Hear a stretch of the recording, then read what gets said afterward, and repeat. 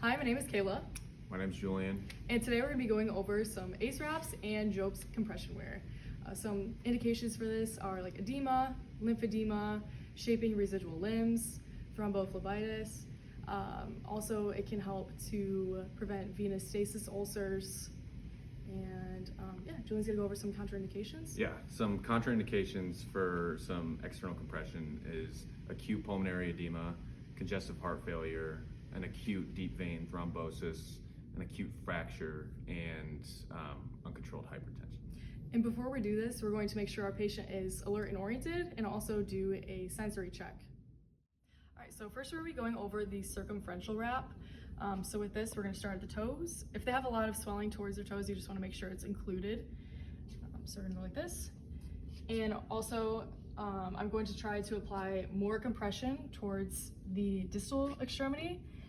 And then I'm going to slowly reduce my pressure as I go up. And with this, you want to overlap by about half. And also making sure that there's no like excessive wrinkles in it.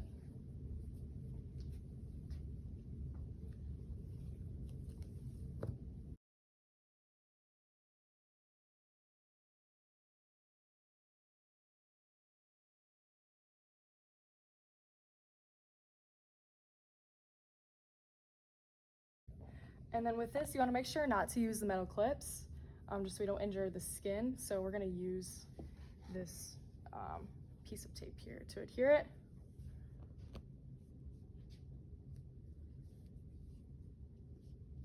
And that's all.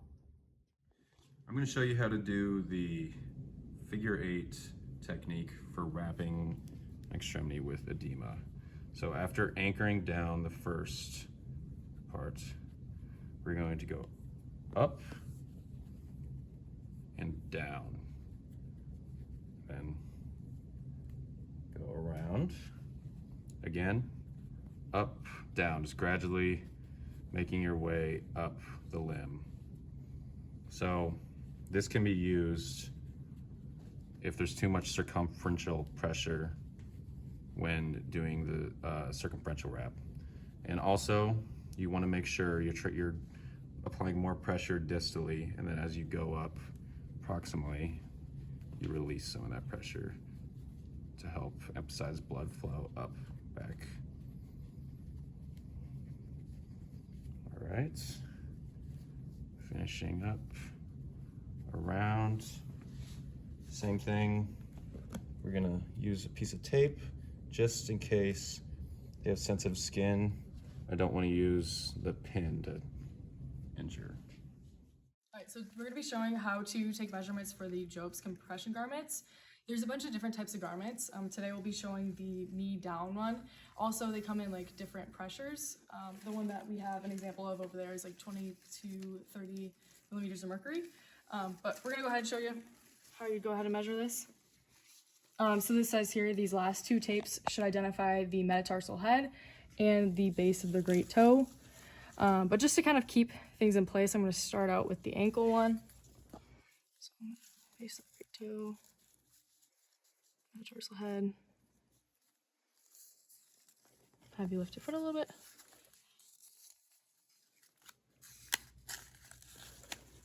And then these just pull off. You can go ahead and stick.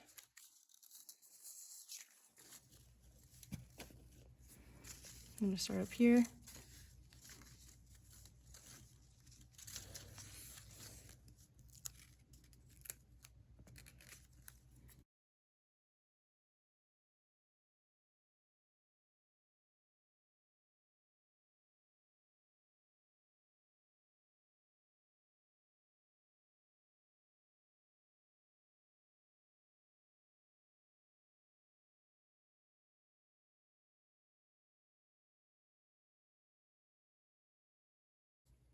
And then when you're doing this, you want to make sure you're pulling it so it's perfectly fitted around, but not pulling it too tight to get an inaccurate measurement.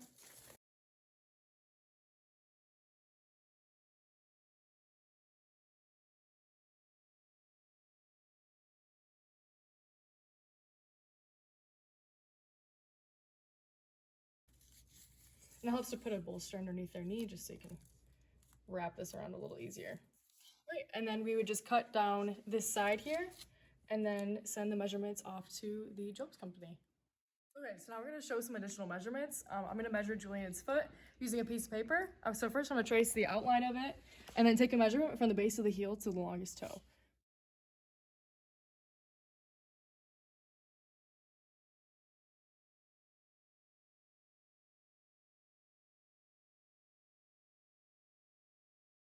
Step off.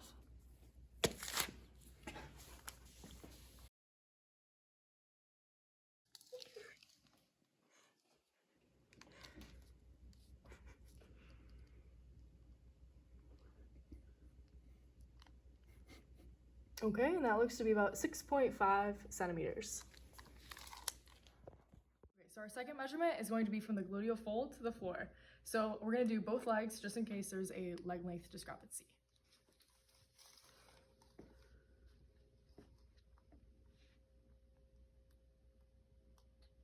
Okay, that looks to be about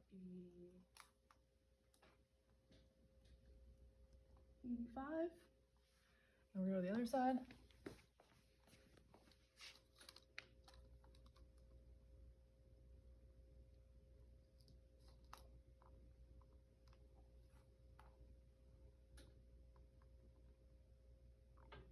And that one is also 85. All right, so the next measurement we're doing is proximal thigh measurement. This is going to go over basically just the circumference of the most proximal part of your thigh. You're going to pull it to where it meets the 0, and it's about 65.5 centimeters on my right lower extremity. Left lower extremity, same plan. Go around, meet at the 0 mark. Make sure it's pulled tight, not too tight though, not for inaccuracy. Around 64.2. The next measurement we're gonna do is the circumference of the largest part of the buttocks / hips. So I'm just gonna have Julian hold this.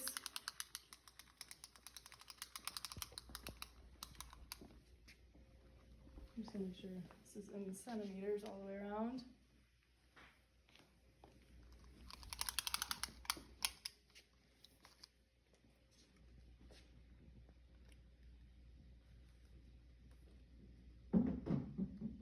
And that looks to be about 112. Okay, so for our next measurements, I had Julian bend to the side, and then we determined where his the natural curve of his waist was, and we stuck a piece of tape there. And then we found his hip, and then measured between those 2 points and stuck another marker there.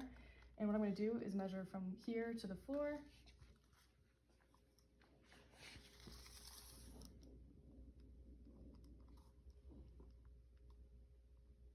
That's about 118.5.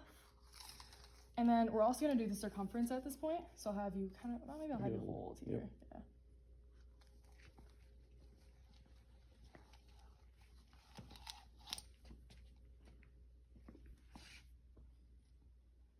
Okay, that's about 95.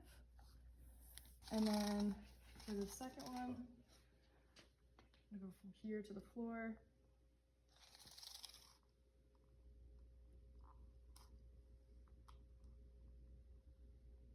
That's about 112.5.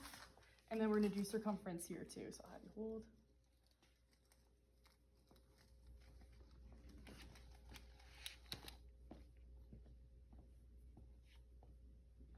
And that is about 97. Oh wait, sorry, 99. Okay, so for the final measurements, if you want it higher than the waist, what you'll be doing is measuring along the body's contour, starting from where you would want it to be on the anterior side down to the crotch line. You would measure that. You would measure the circumference in that area. And then you would do the same on the back side. At that same line, measuring down to the gluteal fold and measuring the circumference. At that same line, you will measure for the line all the way to the ground.